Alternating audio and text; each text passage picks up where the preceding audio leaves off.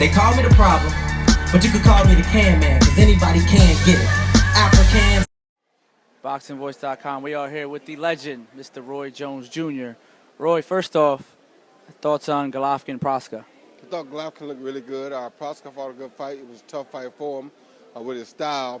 You know, he got one of those herky-jerky styles, which is good if they can get the lead. But when a fighter putting as much pressure on you as Golovkin put on him, it makes it very difficult for him. So Golovkin showed that he has a lot of punching power. He's a very strong guy. Takes a pretty good punch, but I like to see more of him. Now, 160 is a packed division. Yes, it is. How do you rate Gennady in that division? He definitely be in the top four. Right now, you got to look at Chavez Jr., Martinez, who are fighting each other. Golovkin got to be right there amongst them.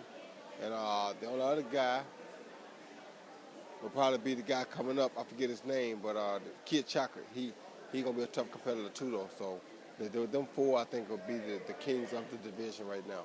You like Kid Chocolate as a middleweight? Yeah, I like Kid Chocolate as a middleweight. He's a big middleweight. He's going to present a lot of problems because of his height. I think he'll be a big issue for them. Now, obviously, 2 weeks from now, we're going to have a big fight in the middleweight division, Chavez Jr., Martinez. How do you see that fight playing out, and who's your pick for that fight? Well, that's a tough fight to call. You know, I don't really have a true pick because I like both fighters. It's a very difficult one to call. I do like Chavez late, but, you know, it all depends on how he takes Martinez's shot early. Now, do you see any of those guys possibly moving up and fighting the winner of Ward Dawson? Yeah, either one of those guys could fight the winner of Ward Dawson. However, I think the winner of that fight should fight Golovkin first. The winner of that fight, or either Golovkin should fight Pirov, and the winner of that fight should fight the winner of the Chavez-Martinez fight. Then they should consider going to fight the winner of Dawson Ward. Let's talk about you now. Obviously, you have Square Ring. We have Paul Spadafora on the show. What's the future for Paul? The future for Paul looks very bright. Just waiting on the opportunity for somebody to say, I do. Whoever says they do, he's going to be right there at him. Who are you looking at 140? I'm looking at everybody at 140. Nobody has a name. I don't, you know, it's like I don't pick out particular fighters. I just look for the opportunity for Paul. I don't care who the fighter is. I want Paul to get the opportunity. I don't care who that may be. I don't have no enemies. I'm not against nobody. I'm not taking no credit from nobody, but whoever some of the top guys are, either rank them in the top 5 or with a title, just give the man a shot. That's all I'm asking. He want to see the best. I think we're all agreement with that. I mean, Garcia, Guerrero. Don't matter. What's going on with the career of Yandel Evans?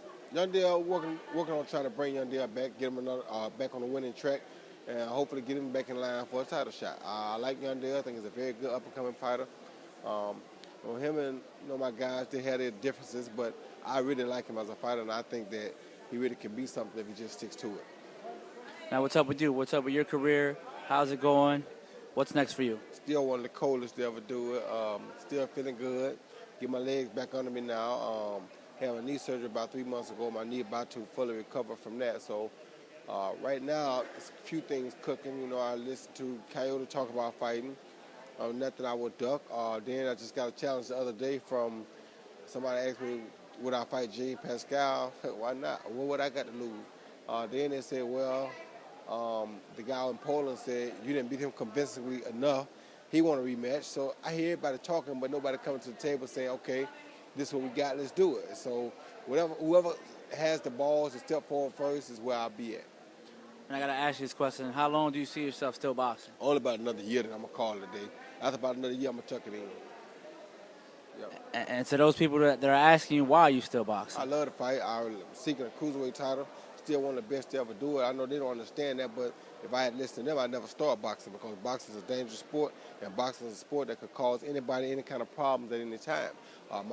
One of my best of friends in boxing, which was Gerald McClellan, went in the ring at a very young age, not many fights at all, and never saw life again the same after he came out of that one fight. So if you're going to get hurt, it's something that you're not going to avoid. If God meant for me to be hurt, then that's inevitable.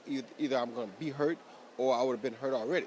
So whether I stop now or whether I stop in a year or two, it ain't going to make a lot of difference. You know, I mean, I know fighters that are much younger than I am that I know for a fact, just looking at them and listening to them talk, that boxing has taken a toll on their lives. If I see it start to take a real effect on my life, then I'm going to back off of it too. I'm scarier than anybody as far as me not being able to go out and have a good time and speak and make it to where people can understand what I say. And I'm talking pretty fast now because I'm in an interview not working, but you still can easily understand what I'm saying. I'm Southern, I have an accent, but you still can understand me. As long as that's the case, I don't see no problem with me fighting. If I had a problem with you understanding me or with me understanding you, then I'd have a problem. So when people talk about it, I understand where they're coming from and I understand what they're saying. This game didn't just get dangerous for me. This game been dangerous for me since day one.